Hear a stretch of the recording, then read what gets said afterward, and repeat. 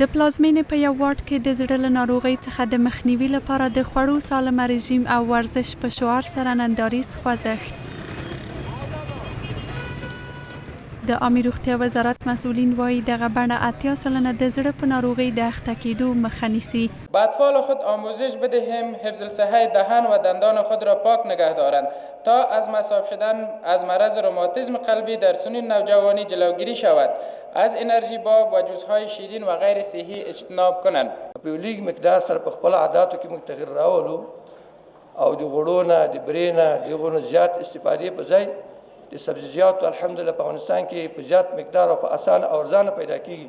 د دې نه استفاده وکړو نو موږ دغه امراض نه په امن کې شو. مسئولین د زړه ناروغیو په اړه د پوهاوي په غونډه کې دغه راز شمیر ورکوي چې په 2024 زیږدیز کال کې څه باندې 2200 د زړه ناروغانو روغتونونو ته مراجعه کړې ده چې له ډلې څه باندې 2200 تنو ژوند بایللی دی. 1593 نور د زړه او رګونو نورو ناروغیو له امله بستر شوي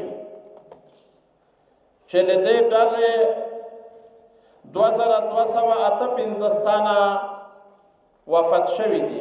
ورته مهال د روغتیا نړیوال سازمان مسئولین د افغانستان خلکو ته د روغتیايي خدماتو برخه کې له همکارۍ ډاډ ورکوي.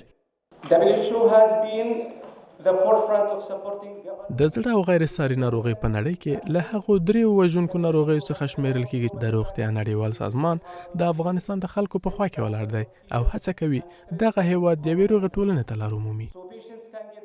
ورته وخت کې د عامه روغتیا وزارت مسئولین په دغه غونډه کې ډاډ ورکوي چې په ټول هیواد کې خلکو لپاره معیاري روغتیايي خدمات برابروي.